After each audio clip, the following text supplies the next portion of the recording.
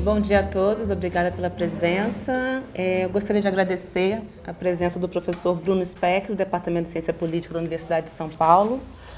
E o Bruno vai falar para a gente hoje sobre o modelo de financiamento da competição eleitoral e suas implicações normativas. Bruno, muito obrigada pela sua presença aqui. Você tem entre meia hora e 40 minutos para a exposição e depois a gente abre para o debate, tá bom? Muito obrigada, bem. bem-vindo. Ótimo, muito obrigado, então, também da minha parte pelo convite, que me honra muito. E como cheguei muito atrasado, vou já logo no assunto. Uma pequena introdução é que, em relação ao financiamento da política, a pesquisa no Brasil, a pesquisa acadêmica no Brasil deu uma guinada enorme nos últimos 10 anos em função da disponibilidade de recursos. Então, o que eu e muitos colegas fazemos agora é usar os números, os bancos de dados que são enormes e que são é uma situação muito generosa em comparação com outros países, usar esses bancos de dados para tentar relacionar financiamento de campanha com desempenho do voto, financiamento de campanha com favores concedidos, enfim. Mas o que eu vou apresentar, então, isso eu faço, na verdade, em grande parte agora também com colegas, essas pesquisas mais quantitativas, empíricas, mas o que eu estou propondo hoje é uma coisa um pouco diferente, porque nós temos um longo debate também, não só no Brasil, mas em vários países do mundo, sobre a necessidade de reformar os modelos de financiamento e esse debate do qual eu participei durante algum tempo enquanto ativista, quando eu estava menos na universidade e mais na Transparência Brasil, na Transparência Internacional. Esse debate, no meu entender, assim, retrospectivamente, devo dizer, é um debate muito técnico e dialoga de forma muito tênue ou excepcional com outros temas da ciência política. Um debate isolado que trata de modelos de regulação, de detalhes técnicos, de vetos, limites. E a minha proposta hoje é vincular um pouco esse debate sobre a regulação do financiamento da política com alguns temas importantes da ciência política. E, então, primeiro, eu vou tentar sempre seguir uma sequência de 2 passos. No primeiro passo, vou apresentar os modelos de regulação e no segundo passo eu vou tentar abrir o debate sobre as implicações que esses modelos têm para determinados temas que são caros à ciência política: competitividade, equidade, justiça distributiva, etc. Muito bem, então, o debate sobre a regulação normalmente é estruturado em torno de 3 eixos. Primeiro, e todos os países, de alguma forma, compõem o seu sistema de financiamento tomando decisões nesses 3 eixos. O primeiro eixo é o eixo da regulação de receitas. Então, define-se quem pode e quem não pode financiar, quer dizer, as fontes legítimas de financiamento, e segundo, decide-se sobre os limites desses aportes, limites numéricos. Esse é o primeiro eixo. O segundo eixo é o eixo das despesas. Parece muito similar, mas, na verdade, o conteúdo é muito diferente. Trata-se de regulações quanto ao volume de despesas pelos partidos e candidatos, pelos competidores, e esses volumes podem ser definidos tanto definindo tetos numéricos, a quanto partidos ou candidatos podem gastar. Há uma limitação do tempo de alocação, você pode diminuir ou aumentar o tempo de campanha. E há uma limitação dos itens nos quais você pode gastar. Mas o assunto mais importante, no caso brasileiro, é a vedação de espaço publicitário na rádio e na TV, né? Então, esses são países regulando os gastos definem, digamos, o seu perfil de financiamento. E o terceiro eixo são os subsídios públicos, os aportes públicos, onde nós temos, de um lado, várias fontes. Então, você tem subsídios, incentivos em termos de imposto, desconto, retribuição, enfim, várias vantagens no imposto. O segundo, numericamente mais importante, são vantagens em termos de concessão gratuita de acesso ao horário eleitoral. E o terceiro, o mais direto, é a alocação de recursos públicos, o financiamento de partidos e campanhas. Mas eu vou mostrar que, na verdade, essas diferentes fontes ou formas de financiamento não são o argumento mais importante, pelo menos no meu entender, para a ciência política. Os modelos distributivos, na verdade, são muito mais importantes e eles são muito pouco discutidos. Então, esses são os três eixos: a regulação de receitas, a regulação de despesas e os aportes públicos. Então, se nós entrarmos no primeiro tema da regulação de receitas, nós temos como eu falei, tem duas dimensões. Uma é a vedação de fontes e a outra é a limitação dos volumes financiados. Nós precisamos discutir as duas coisas separadamente. Em relação ao primeiro tema da vedação de fontes, você tem vedações clássicas que aparecem em praticamente todas as legislações em todos os países. Então, entidades estrangeiras tipicamente não podem doar, doações anônimas não são permitidas, financiamento unilateral por órgãos públicos ou por entidades que recebem recursos públicos não são permitidas. E duas grandes questões: em alguns países as empresas não podem financiar, em outros os sindicatos não podem financiar e em alguns países ambos não podem financiar.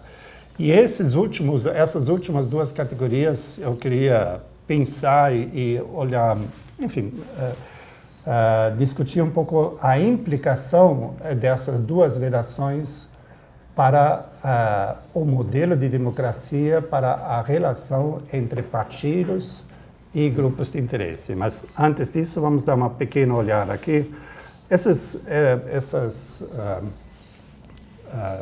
resumos eu tirei do banco de dados do IDEA, que há 10 anos atrás, o IDEA é uma instituição de think tank na Suécia que produz regularmente informação padronizada sobre assuntos importantes para os cientistas políticos. Um banco de dados foi produzido há 10 anos atrás sobre o assunto financiamento da política. Eu também participei da elaboração do banco e agora, 10 anos depois, nós temos um outro banco mais abrangente e desse segundo banco eu tirei esse resumo aqui.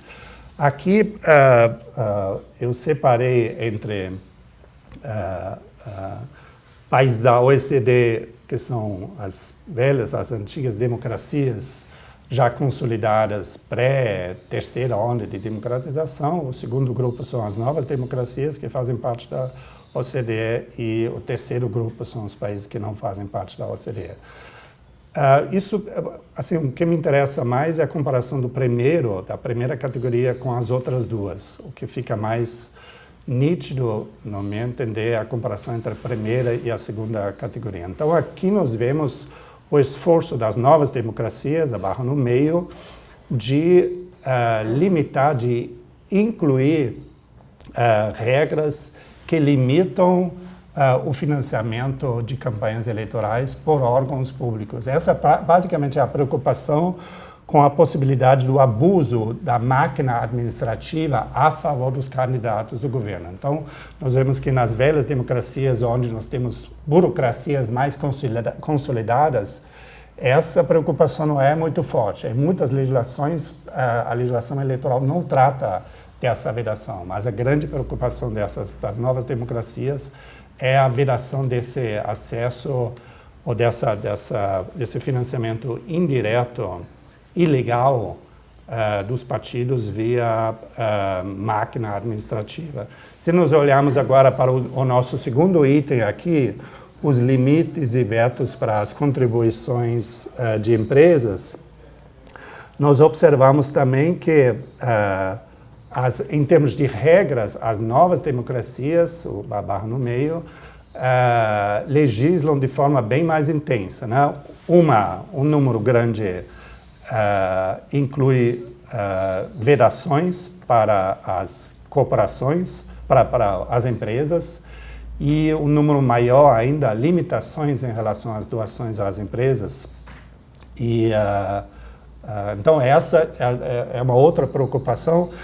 E o interessante agora, antes de passar para o próximo, o interessante é que no debate sobre a reforma do financiamento em muitos desses países, do qual eu participei durante algum tempo, a gente percebe claramente a tensão entre duas preocupações. Uma preocupação é a preocupação com o abuso de recursos públicos, com, digamos, a fragilidade da administração pública a resistir a demandas do próprio incumbente, do próprio governo que está no poder e que, indiretamente, em países onde a burocracia é mais fragilizada, tem vários meios para canalizar recursos para as suas próprias campanhas. Então, nós temos casos mais extremos, como, por exemplo, em Honduras, ainda tem a prática de funcionários públicos serem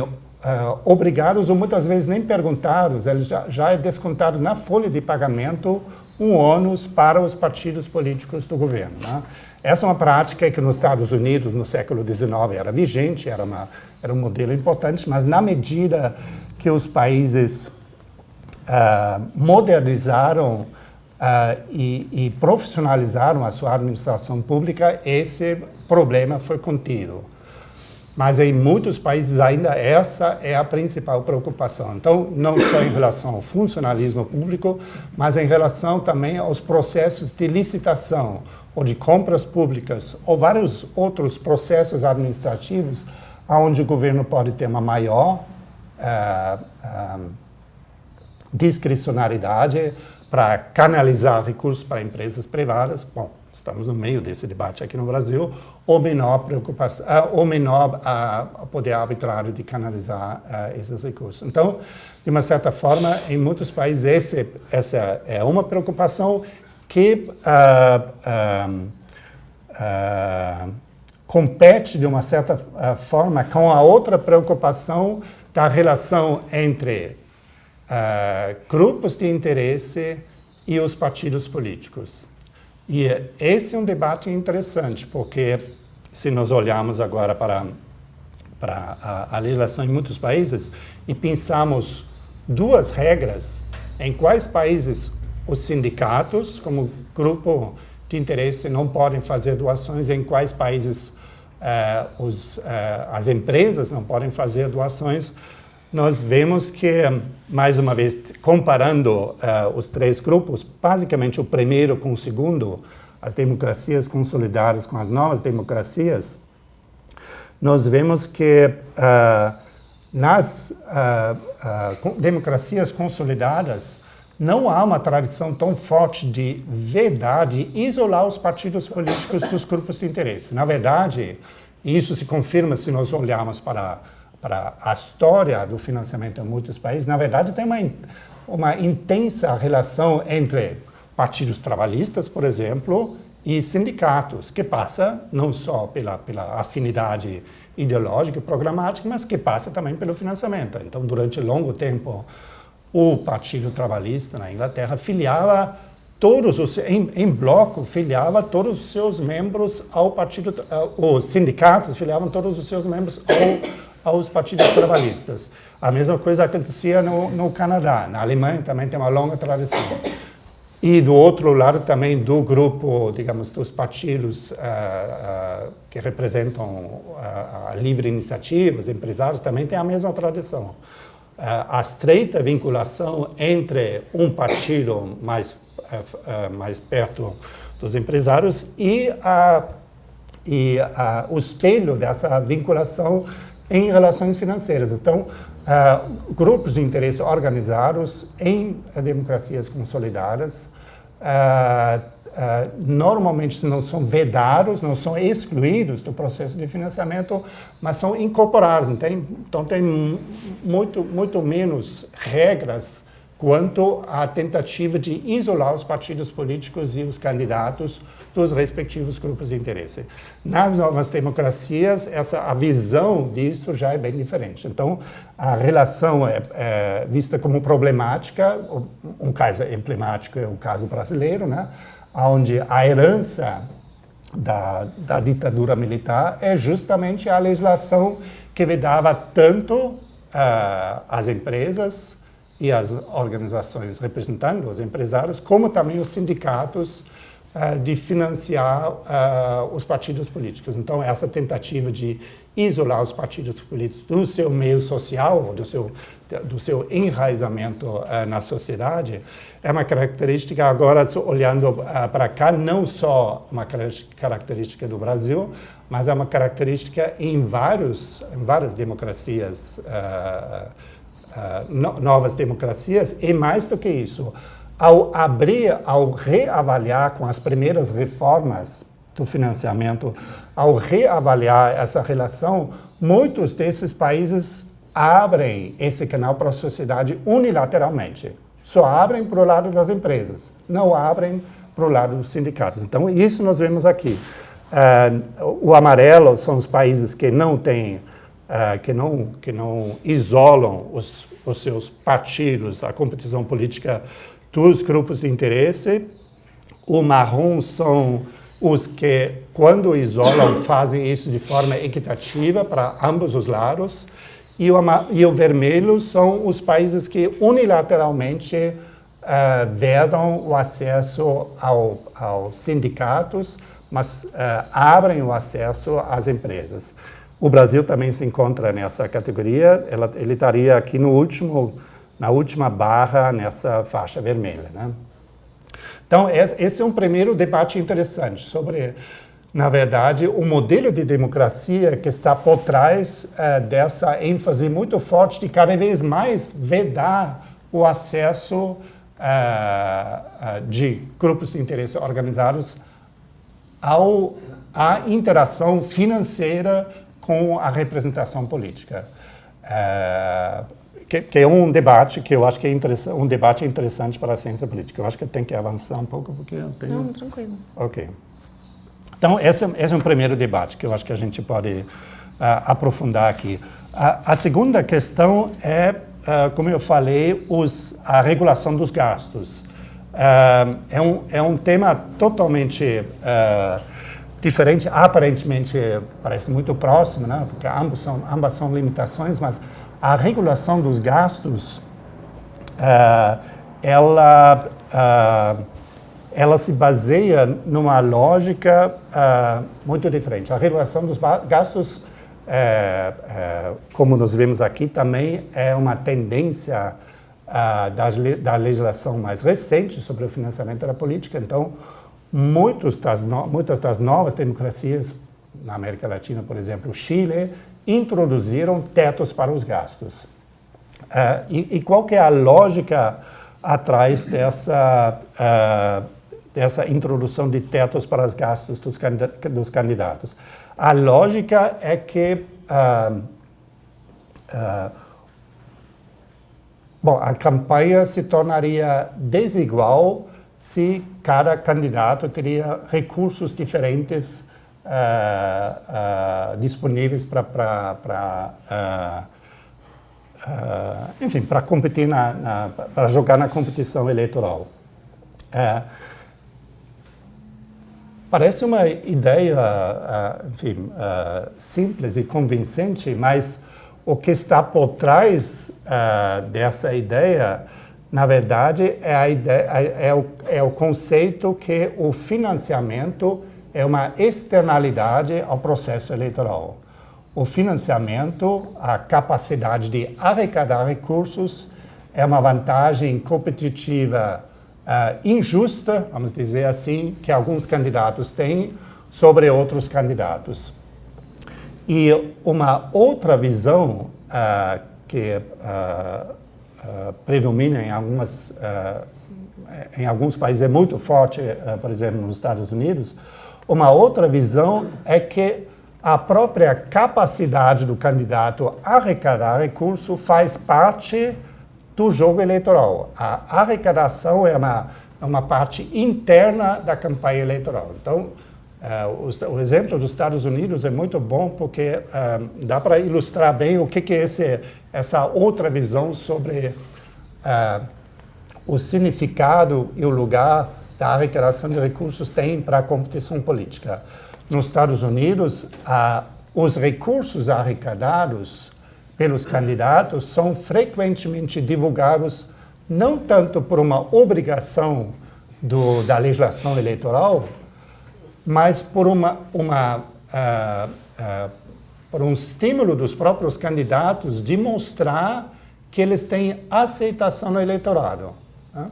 Então, a imagem, ou a arrecadação é parte intrínseca de uma das qualidades do candidato de se comunicar com o eleitorado, de, antes da eleição, digamos, já se destacar e de, através dessa arrecadação, mostrar que ele tem grandes chances de vencer o pleito eleitoral.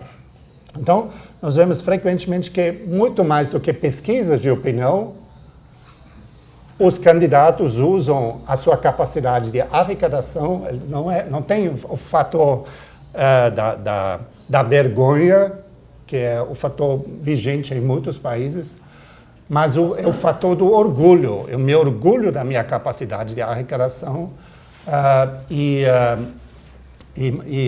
nessa, digamos, esse conceito mostra que a arrecadação é vista como parte intrínseca à campanha e não como uma externalidade. Na maioria dos países, a campanha e a arrecadação é vista como externalidade, por isso que são colocados tetos. Então, esse é um primeiro debate mais normativo.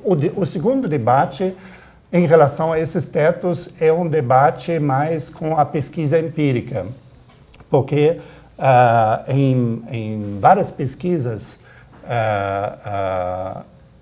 primeiro nos Estados Unidos, mas hoje em dia também já fizemos isso no Brasil, é possível mostrar que determinados candidatos têm uma enorme vantagem já de saída sobre outros candidatos que precisam menos de recursos do que os outros candidatos. Então, o argumento clássico é que os mandatários, que já estão na mídia, já estão no cargo, já se comunicam com o seu eleitorado ex officio, né?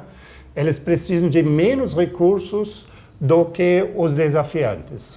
E esse argumento dá para extrapolar para outras situações.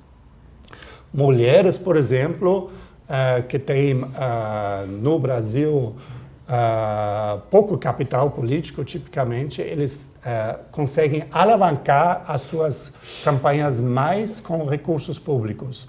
Ou outros grupos desfavorecidos, agora nessa eleição recente dá para trabalhar com a cor, por exemplo, e dá para mostrar também que a cor, o gênero e o mandatário e o desafiante tem uma enorme desvantagem em relação ao outro grupo. Nós fizemos isso em pesquisas com Mancuso, publiquei sobre isso, outros pesquisadores publicaram isso. Agora, qual que é a implicação? Se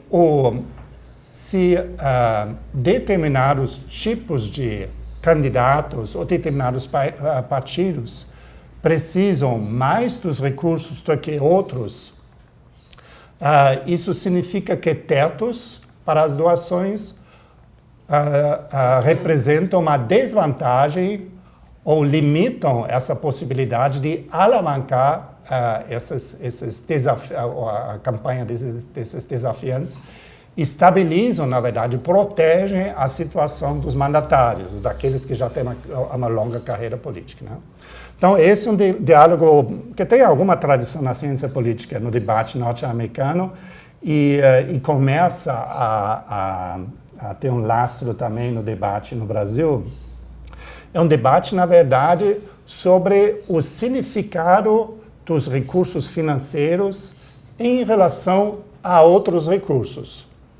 Porque nós podemos dizer que os candidatos e partidos mobilizam uma infinidade, não, mas um grande elenco de recursos possíveis, né? Uns podem ter acesso, por exemplo, a organizações que têm um grande número de filiados, sindicalistas, ou os pastores nas igrejas têm acesso também a organizações que têm uma capilaridade com os fiéis. Ou outros têm, como eu falei, uma longa carreira política. Ou outros têm visibilidade por serem representantes na mídia. Então, por serem radialistas, por exemplo. Então, o recurso, na verdade, somente o recurso financeiro é um recurso adicional que pode compensar a falta de outros capitais, né? Então, candidatos que não têm acesso a organizações com capilaridade como igrejas e sindicatos, candidatos que não têm acesso à mídia como radialistas, candidatos que não têm acesso a partidos políticos, por exemplo, porque não têm uma boa posição dentro do partido político, eles têm esse veículo adicional de levantar recursos financeiros para competir com mais igualdade ou para ter alguma chance de desbancar aqueles que têm mais recursos. Então, esse é um pouco o debate que eu acho que está entrando na ciência política brasileira, o debate não sobre o caráter do financiamento enquanto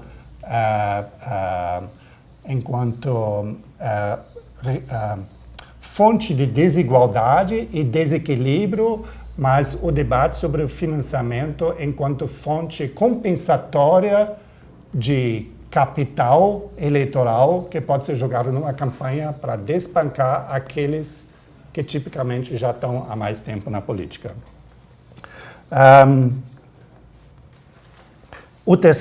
Então, esse é o debate que, no meu entender, deve ser vinculado ao debate mais técnico sobre esses tetos de gastos. Tudo isso está vinculado aos tetos de gastos. E o meu terceiro tema, e como que eu estou no tempo aí? 25 minutos. Já ou ainda? Já. Já, ok. Então, o meu terceiro... Tudo bem, perfeito. Vai fechar. O meu terceiro tema é a questão dos subsídios públicos. E esse, mais uma vez, é um debate muito interessante, porque uma grande discussão gira em torno das várias modalidades ou das várias, vamos chamar de moedas, através das quais o Estado financia as campanhas em muitos países. Vamos dar uma olhada rápida aqui para o financiamento público, como ele está nos vários países.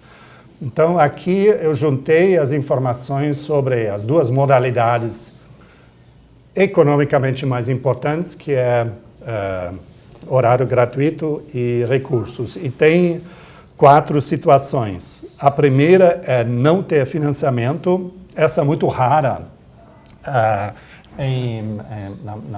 nas democracias consolidadas, quase não existe mais, então todas elas têm algum tipo de recurso direto ou indireto. A segunda é somente ter financiamento em dinheiro, que seria a barra verde clara. Essa também está mais consolidada, mais introduzida nas democracias tradicionais. A terceira é essa de ter acesso à mídia, somente acesso à mídia. Isso praticamente não existe, porque a sequência da introdução é primeiro criar financiamento público direto e depois a mídia. Então, a quarta acaba sendo a mais importante numericamente nas democracias antigas, que é de ter ambas as modalidades de financiamento. Mas, no meu entender, e grande parte do debate normativo nas reformas gira em torno da necessidade de complementar os recursos, e tem também um debate sobre as várias justificativas de introdução do financiamento público, seja ele exclusivo ou não. Mas esse debate está relativamente bem estruturado e tem um excelente artigo da Ingrid van Bietzen que chama Political Parties as Public Utilities. Ela basicamente recapitula os últimos 50 anos de debate na política sobre as razões pela introdução do financiamento público. Então, começa com a discussão que os partidos, digamos, prestam, entre aspas, um serviço ao Estado, ao sistema político, e precisam ser remunerados por esse serviço, e que passe depois para o debate que os partidos precisam ser isolados, o contato entre os partidos políticos e os grupos, os grandes financiadores privados, precisa ser cortado, e um dos veículos adicionais à vedação de doações de empresas e sindicatos seria a disponibilidade de recursos públicos. Mas, no meu entender, esse debate não é um debate importante, mas esse debate não aponta para a questão importante da justiça distributiva na alocação desses recursos e, na verdade, dos modelos diferentes de democracia e de competição eleitoral que estão por trás desses diferentes modelos de justiça distributiva. Por quê? Porque, no meu entender, isso essa é uma coisa no qual eu investi um pouco.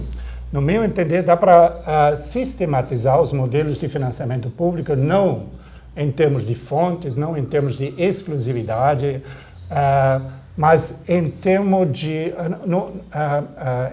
de modelos diferentes de distribuição. E, no meu entender, tem 3 modelos diferentes de alocação de recursos públicos. Um modelo é o modelo paritário, igualitário, onde cada competidor recebe aproximadamente o mesmo recurso.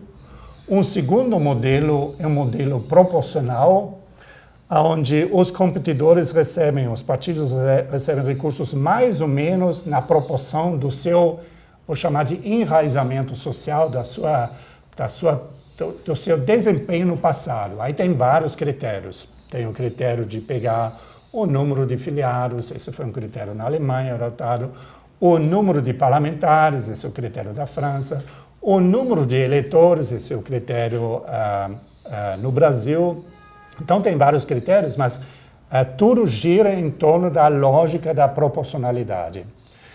E o terceiro modelo é o modelo de mercado. O modelo de mercado basicamente diz que os recursos públicos serão alocados conforme decisões dos próprios eleitores. Então, vamos passar rapidamente por esses modelos. Então, o primeiro modelo é um modelo de alocação igual. Então, no caso brasileiro, é fácil ilustrar, uma parte muito pequena do recurso do fundo partidário é alocado igualmente entre todos os partidos políticos. 1% atualmente. E uma parte muito maior, os restantes 99%, são distribuídos proporcionalmente entre os partidos. No caso do horário eleitoral, a distribuição é puxada um pouco mais para o lado igualitário. Então, 1/3 do horário é alocado igualmente entre todos os competidores e 2/3 são alocados de forma proporcional ao desempenho eleitoral na última eleição para a Câmara de Deputados. E agora tem um debate interessante na ciência política que está vinculado a essa questão da distribuição de recursos, que é o debate sobre a cartelização do sistema partidário, né? Então, nos anos 90, Mayer e Katz desenvolveram uma grande pesquisa sobre as organizações partidárias, e um dos aspectos importantes foi o financiamento das organizações partidárias, e eles desenvolveram a hipótese que os partidos tradicionais, os partidos grandes e os partidos que estão há mais tempo disputando eleições, eles desenvolveram mecanismos protetores para limitar a competição eleitoral a um grupo seleto de partidos. Esse grupo seleto são justamente eles que estão há mais tempo nos governos e nos parlamentos, e são os partidos maiores. E eles desenvolveram mecanismos, basicamente em duas direções, para excluir outros competidores. A primeira é o mecanismo de limitar de introduzir regras que limitam o acesso à arena eleitoral ou à arena parlamentar. Então, mecanismos que dificultam a criação de partidos ou a entrada na competição eleitoral, ou mecanismos que dificultam a representação, como, por exemplo, cláusulas de barreira, seriam um mecanismo protetor. Mas o segundo conjunto e eles apostaram fortemente nesse segundo argumento, o segundo conjunto de regras diria respeito à alocação de recursos públicos, porque eles argumentaram que poucos partidos, que a distribuição de recursos favoreceria, nas democracias consolidadas, favoreceria os partidos grandes e os partidos tradicionais, e desfavoreceria, excluiria os partidos pequenos. E esse debate é interessante porque, na verdade, isso não é um debate normativo, é um debate empírico, a gente precisa olhar para os dados. E uma coisa que nós podemos observar no caso brasileiro é, na verdade, exatamente a relação contrária. Então, aqui nós temos no eixo X, esse é um gráfico mostrando a distribuição do horário gratuito no período não eleitoral e o próximo no horário eleitoral. E ambos os gráficos mostram no eixo X o desempenho eleitoral dos partidos na eleição passada, e no eixo Y o tempo que eles têm, a distribuição de recursos, a participação deles na distribuição de recursos. Então, a tese do Katzenmeier diz o seguinte, posso levantar aqui ou atrapalhar? A Katzenmeier diz o seguinte, os partidos pequenos não terão a mesma proporção de recursos que lhes corresponderia. A distribuição proporcional seria exatamente nessa diagonal. Katzenmeier dizem que os partidos pequenos estão aqui e os partidos grandes estão aqui, nas democracias consolidadas, né? Os partidos pequenos recebem menos recursos do que lhes corresponderia aos partidos grandes mais. E no caso brasileiro acontece exatamente o contrário. Os partidos pequenos recebem proporcionalmente mais recursos do que lhes corresponderia se nos levarmos em conta o desempenho eleitoral, e os partidos grandes recebem menos recursos, tanto na campanha, no período não eleitoral. Aqui nós vemos, na verdade, 3 grupos, né? Porque as regras dizem que determinados partidos têm, digamos, um acesso mínimo garantido, outro grupo de partidos tem um acesso um pouco maior, uns 20 minutos por ano, e outros partidos têm um acesso maior ainda. E a mesma lógica também vale para o horário eleitoral gratuito. Aqui mais dramático, porque aqui nós vemos que esse é o efeito da regra que 1/3 é alocado igualmente e 2/3 são alocados proporcionalmente. Se todo o recurso fosse alocado igualmente, a distribuição seria essa. Todos os partidos recebem o mesmo recurso. Se todos fossem alocados proporcionalmente, seria exatamente diagonal. A mescla, no caso brasileiro, faz com que pequenos partidos recebam fragmentos maiores do que lhes corresponderia e grandes partidos recebem fragmentos menores. Então, a partir daí, dá, na verdade, para dizer que, no caso, o impacto da alocação dos recursos públicos sobre o sistema partidário brasileiro é inverso. Não é a cartelização, mas é o incentivo à fragmentação do sistema partidário. Em termos bem concretos, para um partido ali, aqueles 3 são PMDB, PSDB e PT, né? Aqueles mais no extremo. Então, para esses partidos, hipoteticamente, seria um negócio se dividir em dois, porque a participação deles no horário eleitoral seria muito maior do que ficando unido. Ou, dito de outra forma, tem, digamos, tem um fenômeno no sistema partidário, na fragmentação do sistema partidário brasileiro, que nenhum partido consegue passar dos 20 pontos percentuais, né? E não sabemos muito bem por que essa barreira existe, mas a minha aposta seria que uma parte da explicação está na distribuição dos recursos do horário eleitoral gratuito, né? Porque na medida que você cresce ali, que você tem uma maior participação eleitoral, a sua penalização vai ser maior, né? Então, esse é o primeiro diálogo dessa questão sobre a justiça distributiva na alocação de recursos públicos, que eu acho que a ciência política deveria travar. Ela não faz isso de uma forma muito intensa. O segundo diálogo, esse é o meu último comentário, o segundo diálogo diz respeito, mais uma vez, aos três, eu falei de 3 modelos distributivos. Uma é a alocação proporcional, outra é a paritária, igual, e o terceiro é a alocação via mercado. E isso precisa explicar um pouco o que isso significa. É melhor explicar através de exemplos práticos. Nos Estados Unidos, na Alemanha, no Canadá, a alocação de recursos públicos passa, em parte, pela decisão do eleitor da seguinte forma. Nos Estados Unidos, nas eleições primárias,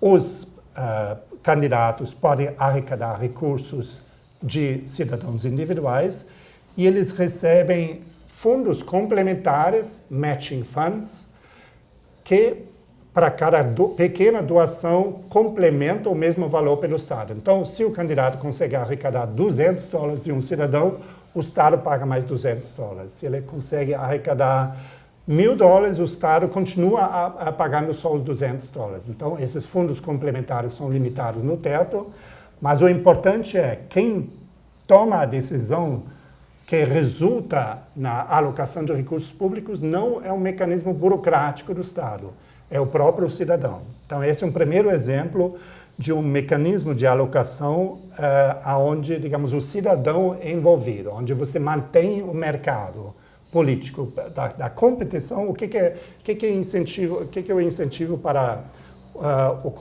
o candidato e para o sistema partidário? Procurar convencer o cidadão a alocar pequenas doações à campanha, né? Um segundo exemplo é o exemplo de Canadá. Em Canadá, o recurso, a pequena doação do cidadão é reembolsada na hora de declarar o imposto de renda.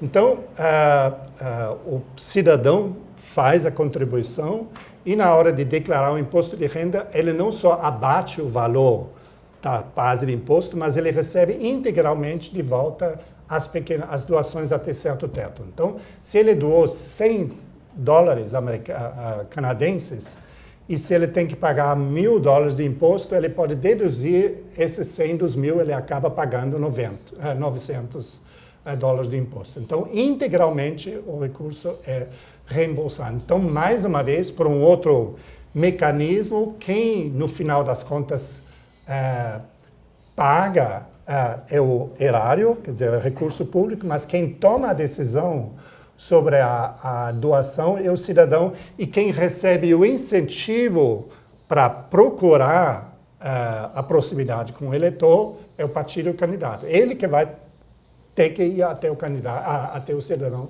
para tentar convencê-lo. E um terceiro modelo, esse não existe em nenhum país, mas ele foi proposto num livro importante, a ciência política americana sobre o financiamento da política, que chama Voting with Dollars, do Ackerman. E esse livro propõe o seguinte mecanismo. Ele propõe que, mais uma vez, nesse modelo, navegando nesse modelo da alocação dos recursos via mercado, ele propõe que cada cidadão receba um tipo de voucher, um vale, um cartão, e com esse cartão ele pode transferir um pequeno valor que ele tem, por exemplo, R$10 cada eleitor, seriam, com 140 milhões de eleitores, seria 1,5 bilhão, né? Que é mais ou menos o recurso sobre o qual nós estamos falando quando falamos de financiamento público exclusivo. Então, R$10 de cada eleitor seriam alocados livremente pelo eleitor. O eleitor poderia transferir os recursos a um partido, a vários. Ele poderia não transferir o recurso, com isso o recurso fica, digamos, com o erário, mas ele poderia, seria mais uma vez um sistema de alocar os recursos públicos via mercado. Esse sistema não foi implementado ainda, ou eu acho que ele está sendo aplicado em alguns municípios nos Estados Unidos, não tenho certeza, mas o importante para mim é que ele pode ser classificado mais uma vez como um modelo nesse terceiro tipo de alocação de recursos via mercado. Então, acho que esse é o debate que a gente precisa, em relação aos recursos públicos, precisa abrir no Brasil, não o debate sobre o grau de exclusividade do recurso público ou não, porque esse, para mim, é realmente secundário. O primeiro debate importante é sobre qual tipo de competição nós queremos incentivar quando falamos sobre subsídios públicos. Nós queremos uma competição que, se nós estilizamos um pouco, uma competição que consolida o sistema partidário atual. Não seria uma má ideia, né?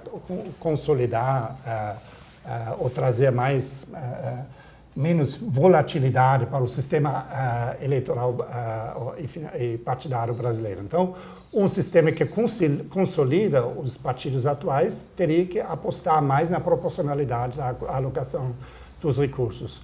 Um sistema que incentiva a competição, que acha que os partidos políticos estão muito acomodados no Brasil, eles precisam de mais competição, teria que apostar mais na distribuição equitativa dos recursos. E um terceiro sistema, uma terceira preocupação com a posição do cidadão, com a necessidade de fortalecer a posição do cidadão no processo representativo e de fortalecer os laços entre partidos políticos e cidadãos, deveria fortemente pensar em alternativas na terceira direção, de alocar recursos públicos por um modelo de mercado que empodera, não gosto muito da palavra, não tenho outra, empodera os cidadãos frente ao processo representativo e cria incentivos para os partidos políticos de abordar o cidadão, de convencer o cidadão individual a alocar esses recursos de pequenos valores. Muito bem, com isso eu encerro. Muito obrigado.